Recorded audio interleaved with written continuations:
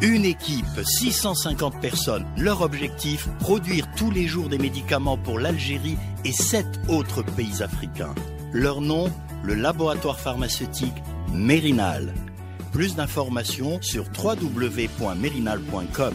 Pour Mérinal, votre confiance n'a pas de prix.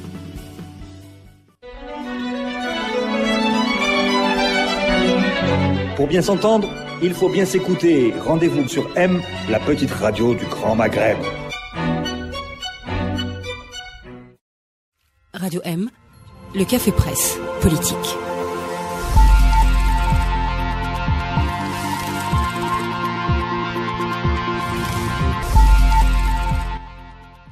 Bonsoir à tous, il est pile 18h, nous sommes en direct sur Radio M pour un CPP très particulier, ce café presse politique, parce que c'est le dernier de l'année 2016 et nous sommes presque au grand complet.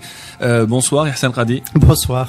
Bonsoir Tal Hafid. Bonsoir. Bonsoir Dey Khadridi. Bonsoir. Bonsoir Akram Khaïf. Bonsoir. Saïd Jafar, bonsoir. Bonsoir. Souhila Ben Ali, bonsoir. Bonsoir.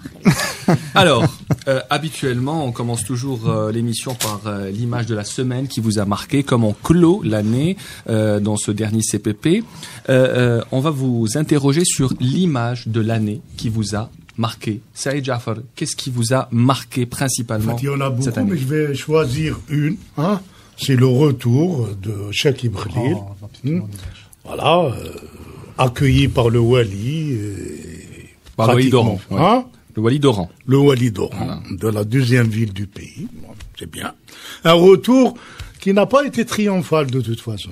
Il y a une résistance au retour, une résistance morale de la part des Algériens à ce retour qui a scandalisé beaucoup de gens. Une toute petite question subsidiaire. Pourquoi est-ce que ça vous a marqué? C'est un ancien ministre qui revient dans son pays. Pourquoi est-ce que ça vous a marqué? C'était choquant parce que c'est un peu l'incarnation du système, l'irresponsabilité, les gens qui partent, qui reviennent, quelqu'un qui passe directement accueilli par un représentant de l'État sans expurger le dossier judiciaire, parce qu'il y avait un dossier judiciaire. Et on est symboliquement dans cette situation où il n'y a pas de droit réellement dans le pays. Voilà. Le départ de Cheikh Ibrahim qui est venu, le retour de Khalil après le départ du général Toufer, et maintenant on parle du retour du général Toufer.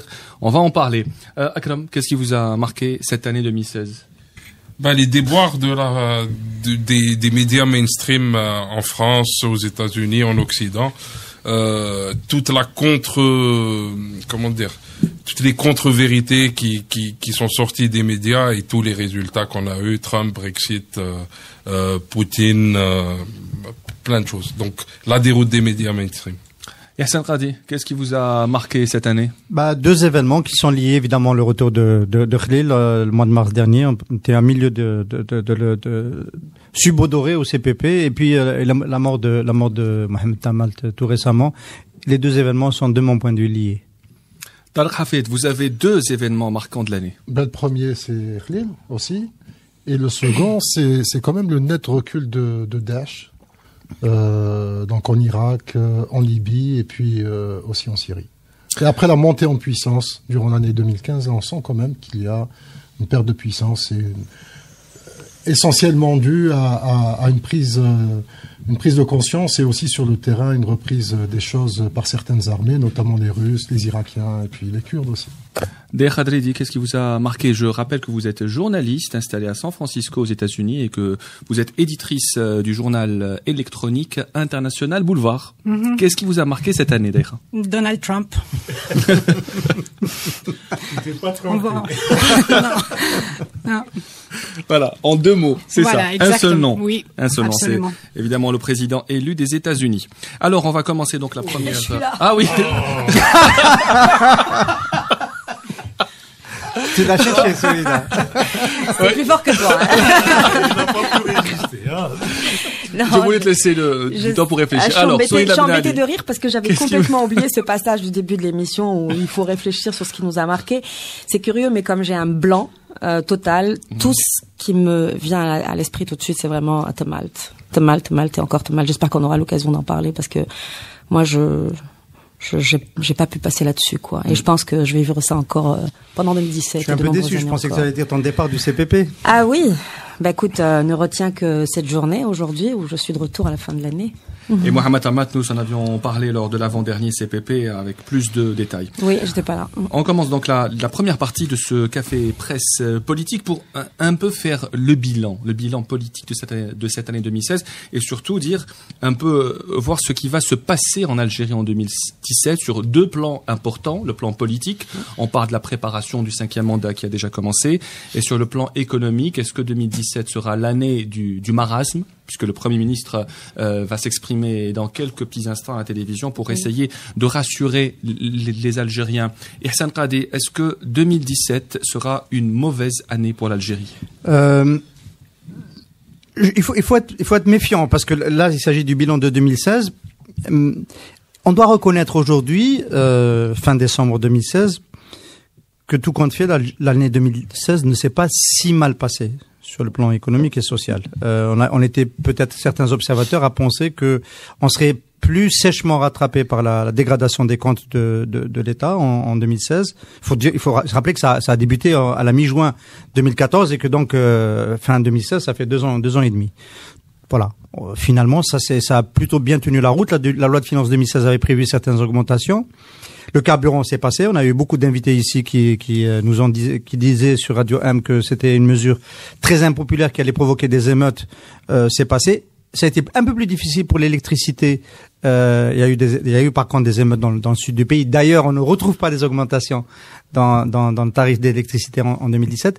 Mais globalement, même du côté de l'inflation, on pensait que ça serait déjà à 10% cette année. On était plusieurs à penser qu'à la fin de 2016, il y aurait un grand bond de l'inflation. Ça, c'était plutôt contenu.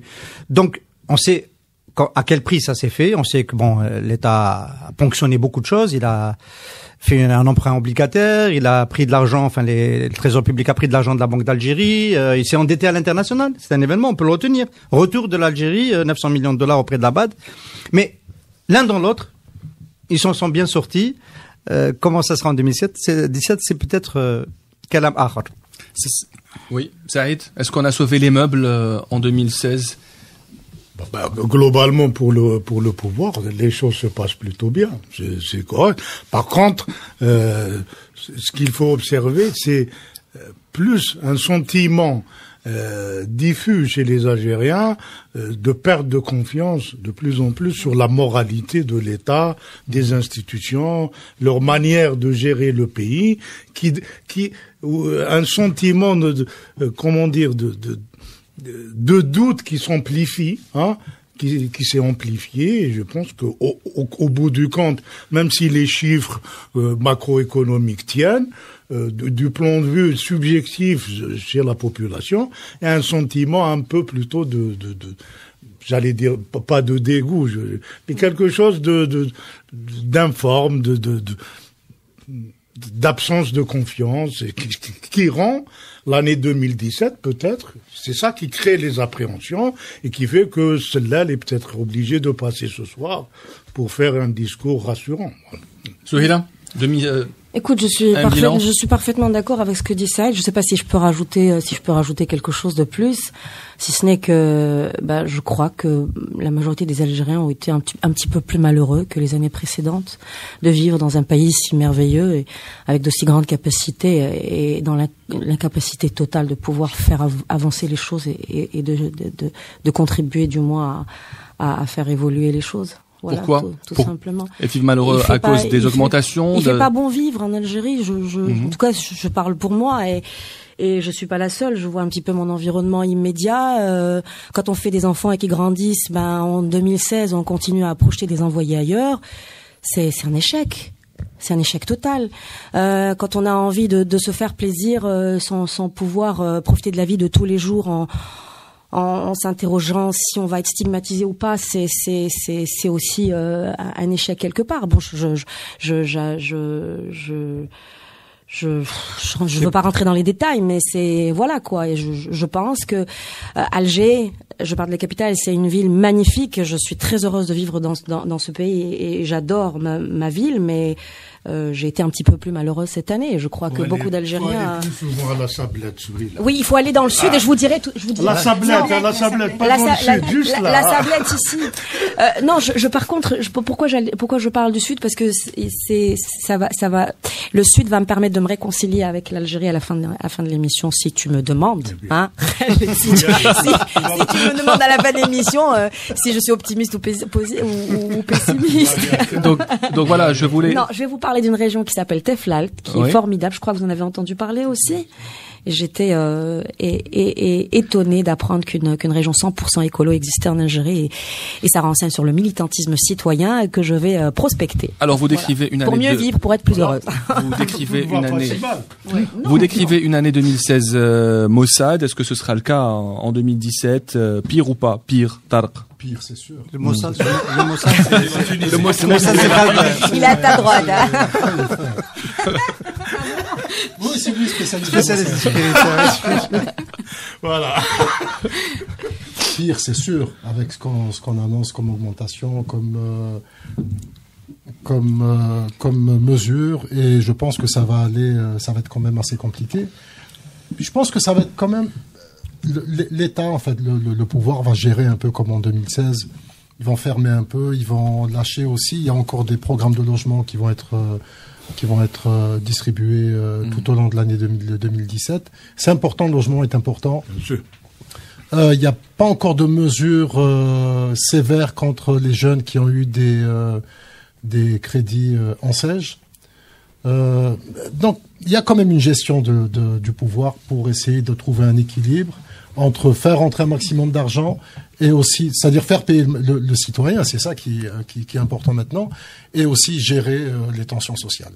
Alors, on va commencer par le volet politique avant d'aborder plus tard le volet économique. On a souvent parlé ici dans ce CPP lors des derniers numéros, notamment avec Abed Sharif, du 5e mandat qui était en phase de préparation. Est-ce que, selon vous, la préparation de ce 5e mandat commence en 2017? Avec les législatives, certainement. Je crois que sur le plan politique, la perspective des législatives, c'est dans l'organisation de l'élection présidentielle. Ce qui va être étonnant, en tout cas, moi je serais curieuse. Je suis encore curieuse aujourd'hui de voir comment les choses vont s'organiser en politique. Comment est-ce qu'un parti comme le RND ou le FLN vont essayer de se positionner avec un homme. Qu'ils vont présenter pour, les législatives, c'est pour placer ses pions, bien évidemment pour l'élection présidentielle, et donc j'attends de voir qui de ces hommes politiques va émerger. Ah, ça c'est au cas où il n'y aurait pas de 5e mandat. Oui, bien sûr, je suis positive. Est-ce que je t'ai donné l'impression d'être négative? Non. Bien sûr, dans cette optique, oui, c'est vrai que je réponds à l'instant à ta question. Voilà.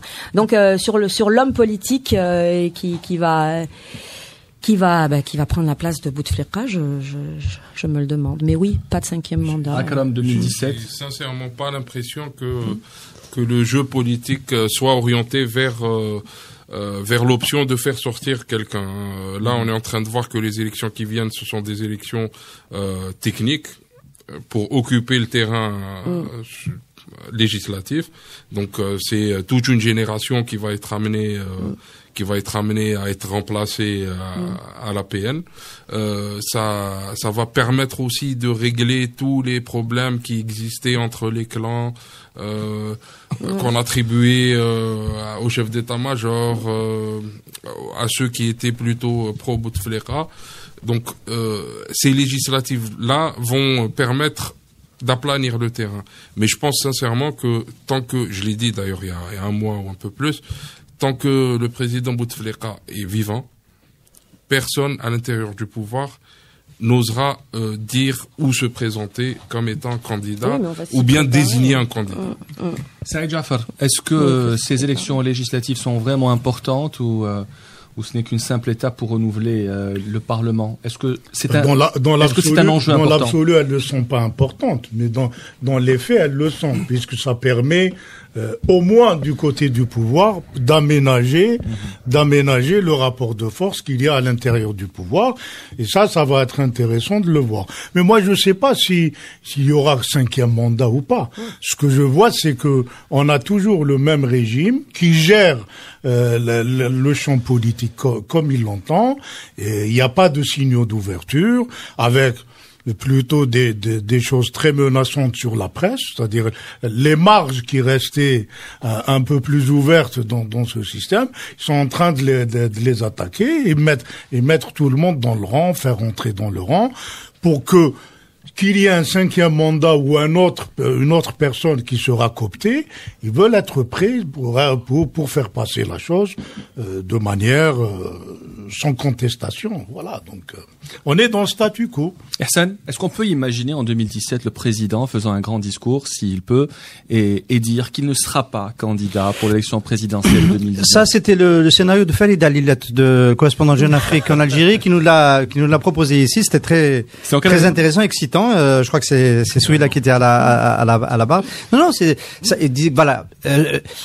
S'il y avait un argumentaire, Bouteflika n'aime pas les difficultés, il aurait horreur de faire tirer sur la foule, et les années qui viennent menacent de l'amener à le faire. Et donc, il anticiperait en partant par la grande porte, etc. Bon, on sait ce qu'il en est depuis. Il avait dit après le début du 4e mandat. On y a cru en partie, oui. Enfin, oui, je sais pas disons que c'était une hypothèse intéressante, quoi, qui tranchait avec ce qui était dit. Oui, enfin, le scénario de 2017, malheureusement, c'est, de 2017, malheureusement, c'est, Bouteflika a fonctionné dans un premier temps quand il est arrivé, il a fonctionné sur, fédérer les Algériens, la réconciliation nationale. C'était le carburant de son mandat, premier mandat, ça a marché. Ensuite, sur plusieurs années, il a fonctionné sur, une rente pétrolière élevée. Donc il a quasiment tout acheté, y compris la réconciliation nationale d'ailleurs, des familles disparues. Tous les problèmes, il les approchait en les réglant avec de l'argent. Et aujourd'hui, depuis le 4e mandat, enfin, il s'attendait pas à ce que ça prenne cette tournure-là. Il est obligé de changer d'argument. Et l'argument classique d'un pouvoir autoritaire, c'est la répression. Donc, sur ce plan-là, moi, je suis tout à fait d'accord avec Saïd Jafar. On aura de plus en plus de répression et de plus en plus de réponses brutales du pouvoir dans l'année qui vient. Alors, vous faites bien de le dire, parce que le président a acheté la paix sociale, notamment après le printemps arabe de 2011, en augmentant en premier lieu les salaires des policiers de 50%, puis des autres fonctionnaires. Et quand on parle de grogne sociale, des grèves déjà sont annoncées pour le début du mois de janvier, des grèves générales dans plusieurs secteurs. L'État n'a plus les moyens d'acheter la paix. Sincèrement, cette histoire de grève générale, notamment des commerçants, je trouve que c'est vraiment tiré par les cheveux. Ça revient régulièrement. Alors ça revient régulièrement. Ne pas être sérieux. Voilà. Ça a commencé à Béjaïa notamment. Oui, non, mais ça a commencé. C'est local, c'est vraiment, ça bouge. Sociales, ça bouge. Mais grève générale. Juste une petite parenthèse, le 8 janvier prochain, 2007, c'est le 60e anniversaire de la bataille d'Alger, donc de la grève de 8 jours. Voilà. Tous les rideaux baissés.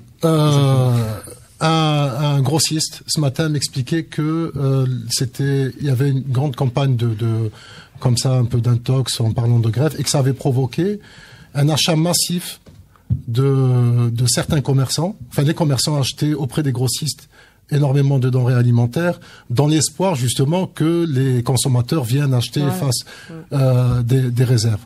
Donc c'est quand même un peu... Moi, j'y crois pas beaucoup. Par contre, je préfère ne pas parler du tout de 5e mandat et me focaliser sur les prochaines législatives. Rien actuellement au niveau du FLN, donc qui est la première force politique, qu'on le veuille ou pas. Actuellement, rien n'a été tranché. Il y a actuellement Qu'est-ce que ça veut dire que rien n'a été tranché sur quel sujet? Sur les listes électorales. Bien sûr, les listes électorales. Ouais. Et puis, les listes électorales, c'est très très compliqué au FLN. Premièrement, il y a beaucoup de prétendants. Deuxièmement, il y a des jeux d'équilibre au niveau de chaque wilaya. Alors, c'est des équilibres qui sont c'est très difficile dans certains wilayas. C'est vraiment tribal. Beaucoup de parachutage. Beaucoup de parachutage. Okay. Donc, c'est quand même assez compliqué à gérer. Et je le dis encore une fois, Ould Abbas n'a pas les reins assez solides pour gérer des situations pareilles.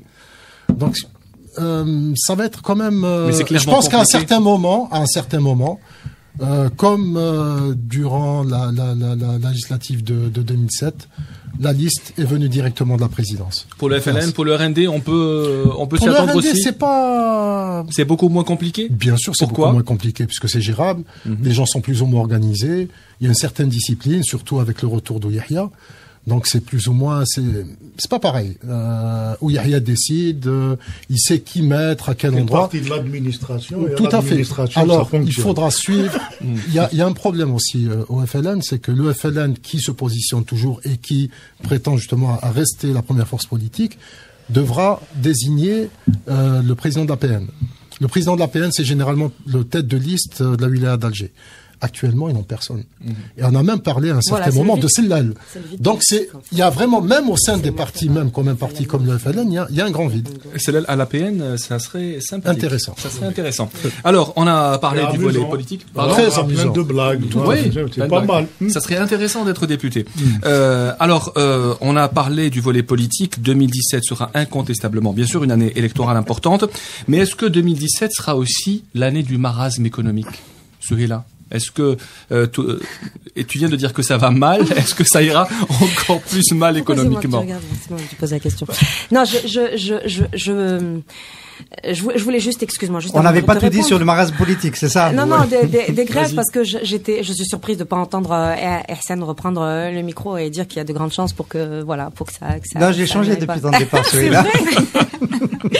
Non, mais je ne sais pas je ne sais pas ce qui va se passer. Je ne sais pas si les gens vont sortir dans la rue ou pas, mais je voulais simplement dire que tant que c'est pas arrivé, ce serait bien qu'on ne se trompe pas de cause.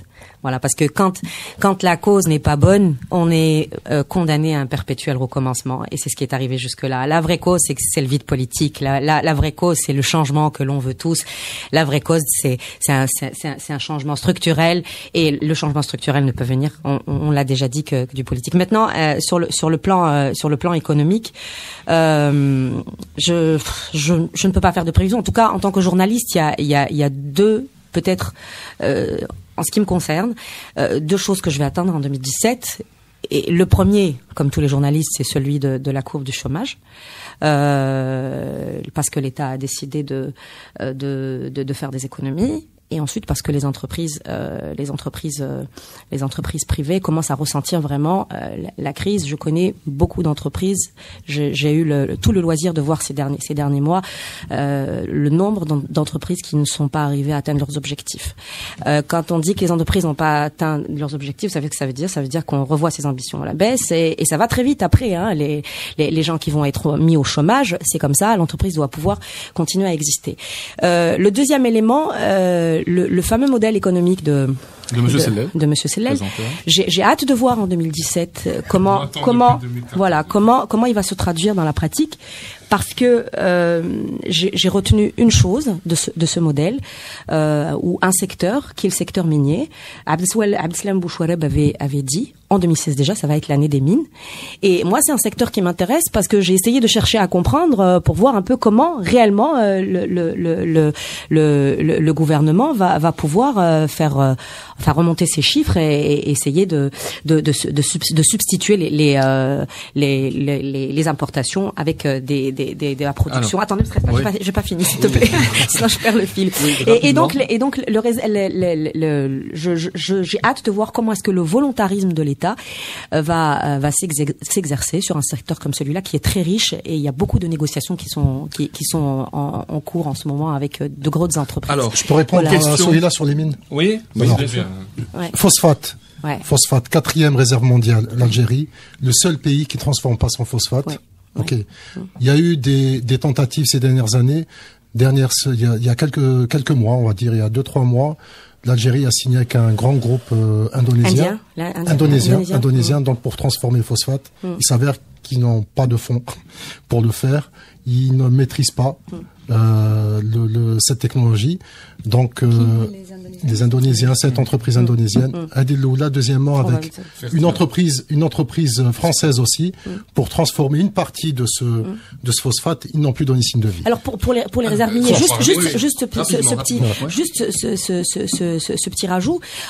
Quand on sait que vraiment moins de 10% des réserves minières sont exploitées sur le territoire, et qu'on veut faire du secteur minier l'un des secteurs prioritaires pour la relance de l'économie. Je m'interroge parce que ça va sans doute se faire avec de grosses entreprises étrangères qu'on est en train de draguer, notamment américaines, et qui ne sont pas prêtes de s'installer. En tout cas, on n'a pas invité Hassan Haddouche sur cette partie. Oui, une question très sérieuse. Non, parce que pour moi l'économie ça va être ça. Non, c'est important. Une question très sérieuse. Est-ce que le nouveau modèle économique du Premier ministre Monsieur Sellel va sauver l'Algérie en 2017 du marasme économique? On attend de le voir.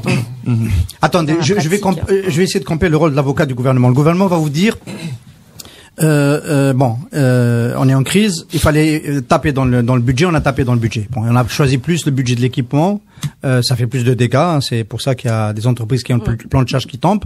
C'est dangereux, mais on est en train de réduire les importations. On est passé de 60 milliards à 45 milliards. Maintenant, à côté, il faut créer une nouvelle offre. On est en train d'assembler. Il y a des succès dans l'automobile. On a ramené Renault, ça fait 2 ans. Maintenant, il y a Hyundai qui assemble en Algérie. Il y a Volkswagen qui a créé une usine à Relizane avec un partenaire algérien. Donc, le nouveau modèle, l'industrie pharmautique a plus de 50% du marché. Monsieur Sellel peut venir vous dire au CPP, le nouveau modèle est en marche. Mais on a dit sur ce même plateau que l'industrie automobile ne représentait plus l'avenir aujourd'hui de l'économie. Non. Ça va encore être l'avenir. Ça sera pas l'avenir en Suède où on va rouler en solaire ou en électricité ou au métal, mais en Californie avec la Google Car, mais pas dans les pays émergents, pas dans les futurs pays émergents. Le problème, c'est que ce modèle-là ne donnera ses résultats, c'est ce que je voulais dire, hein, que dans beaucoup de temps. Et entre-temps, on n'aura pas trouvé la solution à la crise. Voilà. On a démarré trop tard et trop lentement d'ailleurs. Pour le secteur minier, on va le savoir tout de suite parce que c'est très court. On a démarré trop tard. Le modèle économique en 2017, est-ce que c'est le bon moment? J'ai pas encore vu le modèle économique, hein, bon. Mais pour le marasme, je pense que le mot est trop fort. C'est-à-dire, ce n'est pas dans l'immédiat. C'est-à-dire, l'État algérien a toujours les moyens de gérer, mais si on réfléchit sur 2-3 ans, oui, ça peut. Si le pétrole reste à des niveaux bas, il y aurait des problèmes. Mais dans l'immédiat, il faut pas trop croire que ça va être le grand clash au niveau économique. Non, ça se gère. C'est vrai que il y a plein d'entreprises qui souffrent. Il y a des entreprises qui sont pas payées. Hein. C'est tout simplement, elles ont fait des travaux pour l'État, elles sont pas payées. Ils sont à l'agonie. C'est des petites entreprises de construction. Il y en a plein qui sont toujours pas payées. C'est une réalité. Coca-Cola a une information, juste parce que tu parles de petites entreprises. Coca-Cola n'a pas fait ses chiffres cette année. D'où les grandes pubs qu'on voit partout et tout. Donc juste au passage. Donc et quand on parle d'économie, on oublie souvent comme l'industrie militaire en Algérie qui apparemment se porte assez bien. Il y a beaucoup d'usines qui ouvrent. Est-ce que ça peut booster une partie d'économie de l'industrie militaire en Algérie? C'est une question piège. Et il me faudrait beaucoup de temps pour y répondre. Déjà, il faudrait faire la différence entre la fabrication militaire et l'industrie militaire. Ce qu'on a en Algérie, c'est essentiellement de la fabrication militaire. C'est de l'importation de kits et du montage, simplement du montage. On continue à payer des devises pour importer ces kits. Ce qui change, c'est que le prix diminue un petit peu et on a plus ou moins de la maîtrise technologique en Algérie. Ce qu'il faudrait, par contre, ça serait de libéraliser l'industrie militaire. Donc laisser le secteur privé investir dans ça, laisser les entreprises internationales se trouver des partenaires privés algériens dans l'industrie et investir. Travailler plus sur la transparence, même si c'est suffisamment transparent des marchés militaires. Il faudrait qu'il y ait des appels d'offres qui soient très très ouverts et qui concernent tout le monde. Quand je dis tout le monde, c'est tout le monde. Maintenant, on voit beaucoup d'appels d'offres qui sont plutôt orientés, qui sont plutôt des consultations restreintes, etc. C'est compréhensible, mais il faut vraiment que ce soit libéralisé.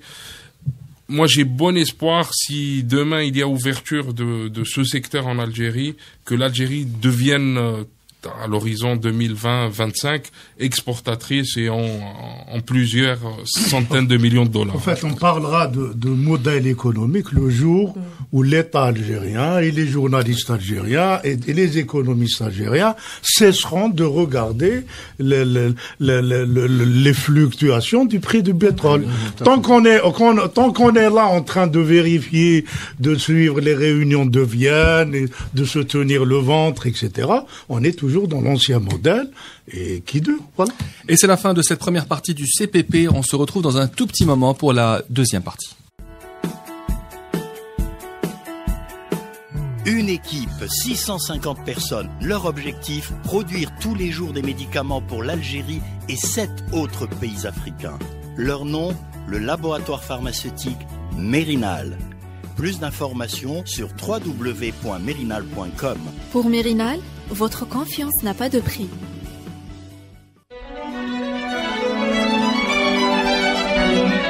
Pour bien s'entendre, il faut bien s'écouter. Rendez-vous sur M, la petite radio du Grand Maghreb.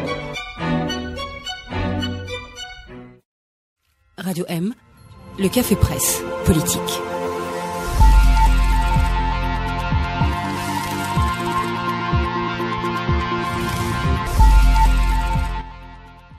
Bienvenue à vous tous à la deuxième partie du CPP, le Café Presse Politique. Nous sommes en direct sur Radio M pour la deuxième partie de ce dernier CPP de l'année 2016. Nous avons fait, lors de la première partie, un bilan politique, économique, un peu en Algérie avec les avis de nos invités. Et nous sommes très heureux d'avoir avec nous ce soir Deha Dridi. Vous êtes journaliste installée à San Francisco, aux États-Unis, et vous êtes éditrice du portail internet international Boulevard. Une question, Deha Dridi.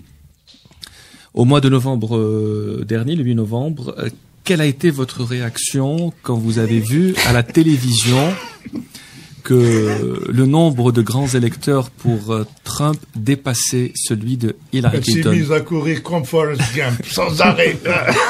Décrivez-nous votre état d'esprit. Oui, votre état d'esprit. Oui, je pense que ça a été comme l'ouverture de la bouche de l'enfer ou quelque chose de. Oui, ça a été terrifiant. Et en plus, on l'a vu arriver très très très très tôt dans la soirée. C'est vrai que tout le monde disait dans les sondages que Hillary Clinton avait plus de chance, mais déjà les sondages eux-mêmes commençaient à la donner, à donner des pourcentages qui étaient beaucoup plus proches l'un de l'autre au dernier jour. Le coup du FBI dans les 11 derniers jours a donné un bon coup à Trump, a permis à beaucoup de gens qui étaient encore indécis de décider pour lui. Ça leur a donné une sorte de caution morale parce que c'est quand même un personnage.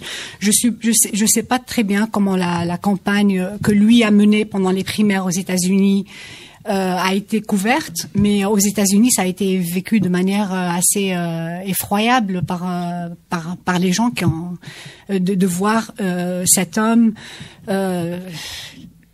arriver comme ça, débouler, c'est-à-dire faire exploser le parti républicain, dire des choses incroyables, insulter les gens, insulter les femmes, les handicapés, les latinos, les mexicains. C'est-à-dire, c'est un homme qui commençait à chaque fois ses meetings par dire I am going to build the wall, et tout le monde build the wall, build the wall, et build the wall, c'est de la folie, c'est-à-dire il crache sur l'histoire des États-Unis, il crache sur les liens entre le Mexique et les États-Unis. C'est-à-dire les Mexicains pour lui sont à chaque fois qu'il parle de Mexicains, c'est des violeurs, c'est des criminels, c'est des dealers de drogue, etc. Donc ça a été terrifiant. Il a insulté des journalistes qui étaient handicapés en direct en faisant des signes, c'est-à-dire en disant regardez celui-là, il fait comme ça. Est-ce qu'il est trop lui-même? C'est-à-dire il est trop lui-même. Oui, il est complètement lui-même. Il est totalement lui-même. Il l'a jamais caché. Il a fait étalage. Il est arrivé avant même qu'il ait eu l'élection, c'est-à-dire qu'il soit le candidat des Républicains. Au tout début de la primaire, il est arrivé. Il leur a dit, moi, je peux aller maintenant sur la 5e avenue. I can shoot somebody. Je peux flinguer quelqu'un et les gens vont voter pour moi. Et c'est effectivement ce qui s'est passé. Donc c'était, je veux dire, au niveau vu de l'intérieur des États-Unis, c'était terrifiant. Les gens, c'est-à-dire, il y a ceux qui étaient terrifiés par ce monsieur et il y a ceux qui ont été boostés par lui. Et quand on voit, ce qui est très bien, c'est que c'est vrai qu'on a eu beaucoup de choses dans les médias, beaucoup d'analyses au niveau des États-Unis sur qui sont les gens qui vont voter pour lui, les classes laminées, ceux qui ont perdu leur emploi, etc., les white trash. Et en vérité, quand on voit les chiffres des exit polls, c'est-à-dire qui a voté quoi, c'est vraiment les blancs. C'est un vote vraiment à connotation raciale.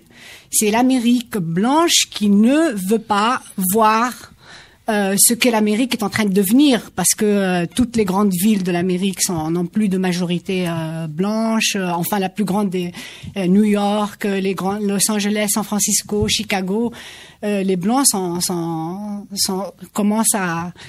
C'est un peu les dinosaures qui sont en train de s'éteindre. Alors, Saïd Jafar, on a la chance de vous avoir. D'ailleurs, c'est la reprise de Saïd Jafar au CPP. Vous n'étiez pas là avec nous quand Donald Trump a été élu. Donc, vous avez raté la tête de Ihsan Qadi ce mercredi-là. Comment avez-vous, vous, en tant que journaliste algérien aussi, réagi à cette élection? Moi, je vais vous dire ce qui m'a le plus frappé. C'est l'intrusion du FBI dans cette affaire. C'est la première fois, à mon avis, dans l'histoire des élections aux États-Unis où on a, passez-moi le mot, c'est une boutade, un coup du DRS à l'américaine qui réoriente l'élection, la manipule et qui change la donnée. Parce que à 11 jours avant la sortie, l'écart était très sensible. On avait de 8 à 10 points de différence dans les sondages. Et à ce moment-là, les choses étaient... Et ça a fait basculer. Et on peut pas s'empêcher de ne pas réfléchir. Qu'est-ce qui s'est passé à l'intérieur de ce FBI, qui est une représentation de l'establishment quand même sécuritaire américain? Qu'est-ce qui les a poussés à faire ce coup à Hillary Clinton? Parce que 48 heures après, ils disent il s'est rien passé, il y a rien, mais le mal était fait. Oui, ils ont attendu jusqu'au dimanche. Bien sûr, voilà, 2 jours à la veille des élections pour dire qu'il y a rien, on a vérifié les mails. Alors que la tradition, c'est qu'on sort pas ce genre d'affaires à quelques jours des élections. Pour moi, il y a un détournement de vote, même si ça paraît... D'autant plus qu'apparemment, il y a en fait une enquête du FBI qui est menée contre Donald Trump sur ses relations avec la Russie et au moment où il avait appelé à flinguer Hillary Clinton lui-même, il avait appelé à la tuer dans l'un de ses meetings. Donc, il y a une investigation du FBI qui est menée. Donc ça, personne n'en a parlé. Voilà. Ça fait très, moi, on peut Akram parlait tout à l'heure des médias. C'est-à-dire, on parle souvent du KGB, du FSB, comment ils manipulent les choses en faveur de Poutine. Là, on a eu quelque chose de visible, d'inédit, où le FBI, à mon avis, a manipulé l'élection. Il a réorienté le cap, et ce qui fait que c'est une des élections les plus équivoques qu'ont eu les États-Unis, à mon sens. Hein. Et Ihsan Qadi, vous vous êtes remis de cette élection de Donald Trump? Est-ce que 2017, qui sera aussi l'année de ce président américain, la question que beaucoup de gens se posent, est-ce que il sera aussi un aussi mauvais président, ne serait-ce que pour ses relations avec le monde? En fait, si Trump était arrivé dans un contexte international, on va dire normal entre guillemets, peut-être que le monde aurait une plus grande capacité à l'absorber. Il se trouve qu'on est dans un processus sur la planète où les replis nationalistes dans des pays sérieux comme la Russie, comme la Grande-Bretagne, en partie donc la montée des populismes nationalistes en Europe, etc., font que l'ère du temps est un peu trumpiste à l'échelle internationale. Et c'est plus préoccupant. Je pourrais ajouter aussi la crispation autoritaire d'Erdogan en Turquie, qui est en train de nous gâcher un modèle pour nous les musulmans, quand vous voulez plus ouvert et plus démocratique. Voilà, donc c'est préoccupant, d'autant que ceux qui pondéraient aujourd'hui la leader du monde, on va dire sensé, ça va devenir Merkel, parce que tous les autres vont disparaître, et il y a des raisons d'être très préoccupé sur ce qui va se passer. Il y a déjà un bras de fer qui est déjà engagé entre la Chine et les États-Unis. Si Monsieur Trump continue, avant même qu'il soit déjà avant son investiture, il a déjà déclaré la guerre à la Chine. C'est le Ku Klux Klan qui est à la Maison Blanche. C'est pas autre chose. Cet homme a été, célébré. Le Ku Klux Klan a paradé dans les villes du Sud américain. C'est là où ils sont encore présents, etc. Il a inventé un poste qui s'appelle Chief Strategist. C'est Steve Bannon. Vous lirez son site. C'est un site du Ku Klux Klan, des white supremacists, c'est-à-dire ceux qui proclament la supériorité de la race blanche. Donc c'est vraiment terrifiant que ce soit à l'intérieur ou à l'extérieur. Il a déjà appelé à une course, à recommencer la course à l'arme nucléaire. C'est du jamais vu. Ça fait combien, c'est-à-dire ça fait des décennies qu'on est en train de désescaler, et lui il veut recommencer, repartir. Alors on a parlé d'un bras de fer avec la Chine, avec la Russie. C'est peut-être il n'y aura pas de bras de fer, peut-être, puisque le président Poutine a dit que Trump était un homme haut en couleur. Alors attendez, c'est ça ma question. Est-ce qu'on peut assister à un renouveau des relations américano-russes, ou bien est-ce que ça sera comme avant, Akram?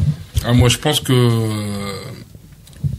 Poutine aura fort à faire avec Trump, et il devra réellement mettre de l'eau dans sa vodka, parce que quelqu'un comme Trump est capable de sorties médiatiques très très agressives face à lui, et sachant que Vladimir Poutine a fait un petit peu son beurre sur sa capacité de réaction, il risque de se retrouver en mauvaise situation. Mais je pense aussi que les États-Unis vont essayer de déléguer de plus en plus de choses à la Russie par le biais de Donald Trump, c'est-à-dire un peu la gestion du Moyen-Orient, etc. Enfin, d'une partie du Moyen-Orient, etc. Et Souhaila Ben Ali, vous qui accordez une grande importance à la fonction présidentielle, est-ce qu'elle est dévalorisée aujourd'hui aux États-Unis? Tu as lu dans mes pensées. Ouais. Oui, je compte. Je l'ai aussi entendu dire. N'ayez pas peur. Je ferai les choses dans l'intérêt des Américains. Moi, je garde juste à l'esprit que c'est une grande démocratie, parce que j'étais moi-même surprise, et j'avais prédit que ce serait bien évidemment Clinton qui allait remporter l'élection, parce qu'elle a un vaste réseau. J'ai eu la claque en me rendant compte, en me rappelant, moi, petite Algérienne, que la démocratie, ça fonctionne dans un grand pays comme les États-Unis, même s'il y a eu de la manipulation par le FBI ou quoi que ce soit. Par contre, voilà, tu as bien fait de le dire. Je me rends compte que la fonction de président aujourd'hui, en tout cas c'est l'impression que j'ai, est effectivement banalisée, pas parce que Trump ne devrait pas être président. Je crois que apparemment c'est un bon patron, c'est quelqu'un qui a réussi dans les affaires. C'est un très très mauvais patron, c'est pas vrai du tout. C'est pas, il a réussi dans les affaires. Il a pas réussi, il a même pas, c'est le seul. Ce qui est bien avec cet homme, c'est un conman. C'est-à-dire, il fait que des sortes de hoax comme ça, il les accumule, il fait croire. C'est le seul candidat à la présidence qui a jamais voulu publier ses tax returns où on voit c'est quoi. Oui, c'est après. Non, mais les impôts, ça montre sa fortune. Et en fait, c'est parce que fait, il n'est pas aussi fortuné qu'il le prétend. Ouais. Il est en litige avec tout le monde. On dit que la tour Trump ne lui appartient même pas. Est-ce que c'est vrai? Oui, c'est un conman. Il n'est pas aussi fortuné. Alors il est encore plus intelligent. Oui, c'est un conman. Il est absolument, je ne sais pas. Moi, je ne sais pas comment Trump va réagir. Je ne sais pas du tout. Mais effectivement, la fonction de président, c'est l'impression que j'ai, est en train de se banaliser, parce que on a l'impression, avec notamment les nouvelles technologies et avec toutes ces choses nouvelles qu'il y a maintenant, l'évolution technologique, on a l'impression que tout le monde peut devenir président, tout le monde peut tout faire et tout le monde peut devenir président. George W. Bush a été président. Attends, c'est valable. Tout à fait. Je ne sais pas. Je me dis que voilà, le temps où on a eu comment il s'appelle l'ancien président qui a aboli l'esclavage, Abraham Lincoln. Voilà, Abraham Lincoln, c'est fini. Voilà, des Staline. Oui. Abraham Lincoln, c'est fini depuis longtemps. C'est terminé. Je crois que c'est une nouvelle ère dans laquelle on rentre. Enfin, j'ai comme l'impression que c'est ça, c'est mon avis. Et que attends, je termine. Donc pour moi, c'est valable partout. Une banalisation de la fonction, à l'exception peut-être de l'Algérie. Devenir président, c'est pas à mon avis, le mot de banalisation n'est pas juste. C'est-à-dire, tu as quelqu'un de dangereux au poste le plus puissant du monde. C'est ça. C'est ça. Justement. On est tous sans la banalisation. Tu fais très bien de dire le poste le plus puissant du monde. On a eu 2 invités ici, l'un pour le Huffington Post avec Khaled, l'autre chez nous, un invité du direct, ancien ministre des Affaires étrangères, Ahmed Attaf, qui ont, l'un et l'autre, connaissent très bien les États-Unis, ils ont séjourné comme ambassadeur de l'Algérie aux Nations Unies et à Washington, affirmé que les institutions américaines sont suffisamment puissantes pour contenir et pondérer ce cheval fou qu'est Donald Trump. Et ça a été un débat chez nous pour dire, d'ailleurs avec Abed on s'est un peu clashé sur la question pour ne pas changer, pour dire est-ce que réellement on est dans un scénario classique où l'Amérique institutionnelle, l'establishment va récupérer complètement Donald Trump, ou bien est-ce qu'on est dans un scénario d'un autre type? Mais à ce moment-là, il y a qu'à voir les gens qu'il a choisis pour son cabinet. Et ça en dit long. Ils n'ont pas encore été adoubés par le Sénat. Oui, mais le Sénat, c'est un Sénat républicain. Ça va être une formalité apparemment.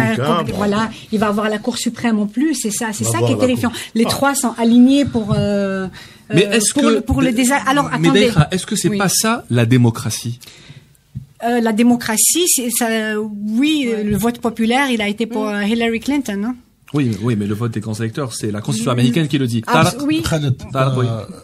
Il me semble que maintenant, il faut le reconnaître, les Américains ont le président qu'ils méritent, tout à fait. Ils ont choisi et puis ils méritent. Mais les Américains ne l'ont pas choisi lui. Ils ont été plus de 3 millions à voter contre lui, de plus. Les États-Unis ont le président qu'ils méritent.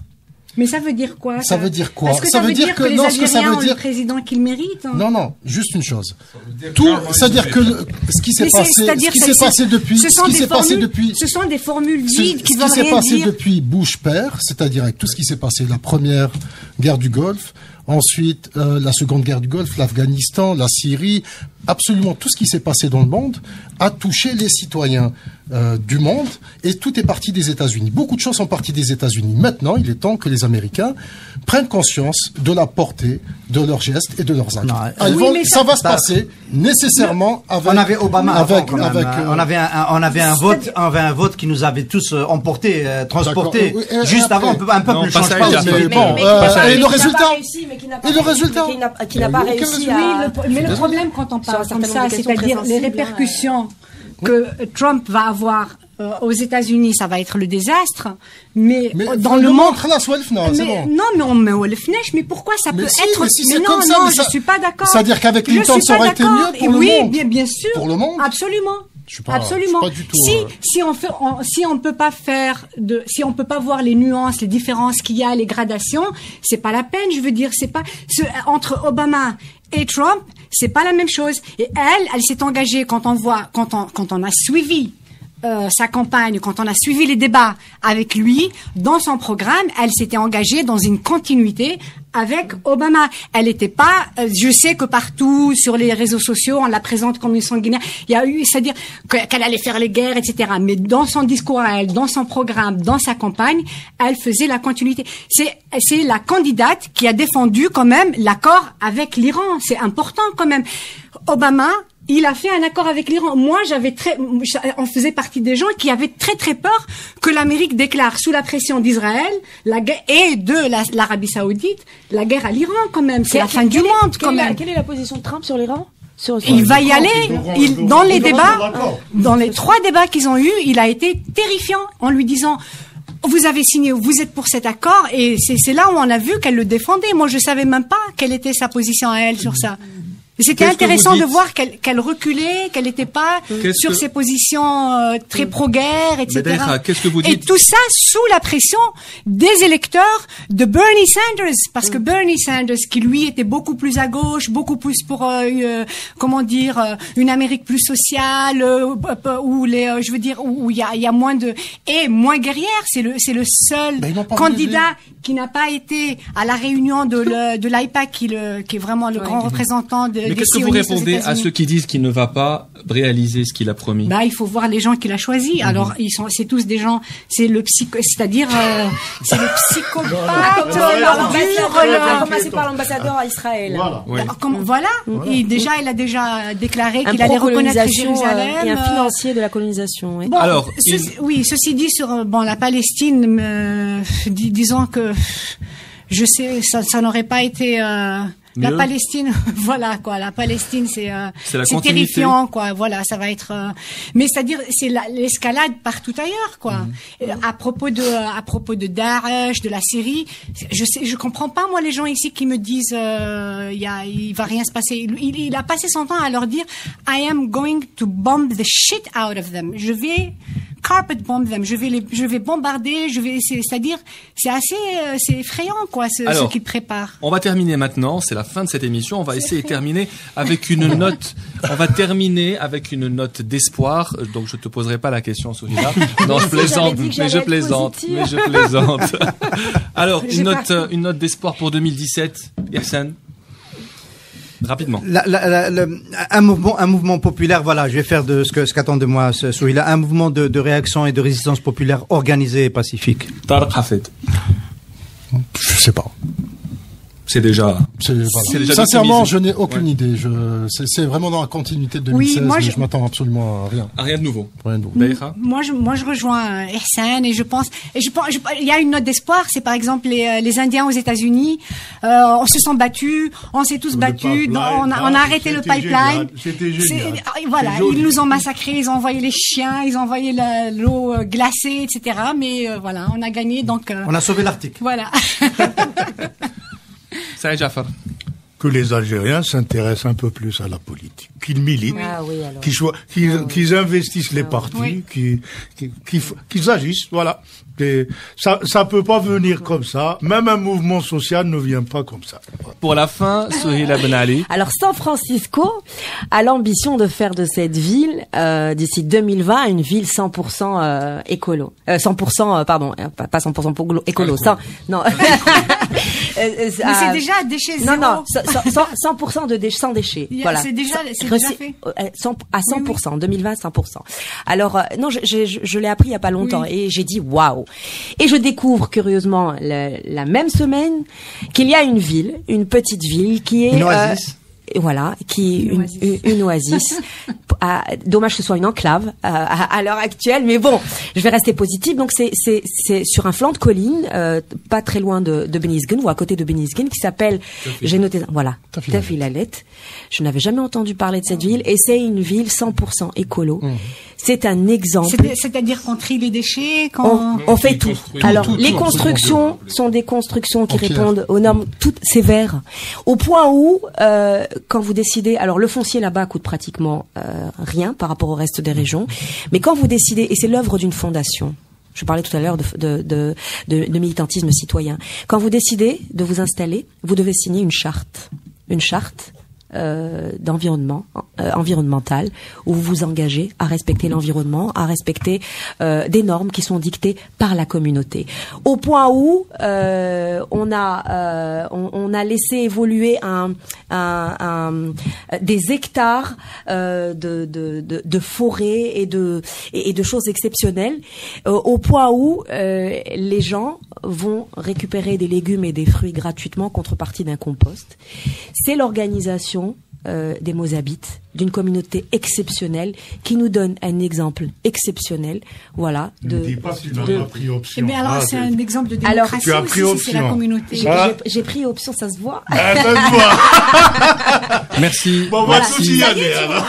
Oui, c'est déjà la fin. 2017, c'est ma résolution. Bonne année. C'est Et déjà aller découvrir cette forme de militantisme. C'est déjà la fin de cette Qui va nous dernière rendre plus émission heureux. de l'année. Merci Souheila Ben Ali, Merci merci à Saïd toi. Jafar, Bonne merci année. Akram Khalif, merci Day Khadridi, Merci. Tariq Hafid, merci Ihsan Merci à Qadi. toi. Merci aussi à nos invités habituels qui sont pas avec nous aujourd'hui. Tout au long de l'année, nous avons eu Hadda Hazzam, Hassan Haddouche, Kamal Mansari et un clin d'œil spécial pour Abed Sharif qui sera parmi nous dès mercredi prochain.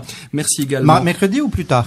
Plus tard peut-être, on verra d'ici là. Merci aussi à l'équipe du CPP, Soumia Farkali, Ahmed Belrit, Mélisa Bardet et Youssef Abba. Merci à vous pour votre fidélité. Excellente année à tous. Une équipe, 650 personnes. Leur objectif, produire tous les jours des médicaments pour l'Algérie et 7 autres pays africains. Leur nom, le laboratoire pharmaceutique Mérinal. Plus d'informations sur www.mérinal.com. Pour Mérinal, votre confiance n'a pas de prix.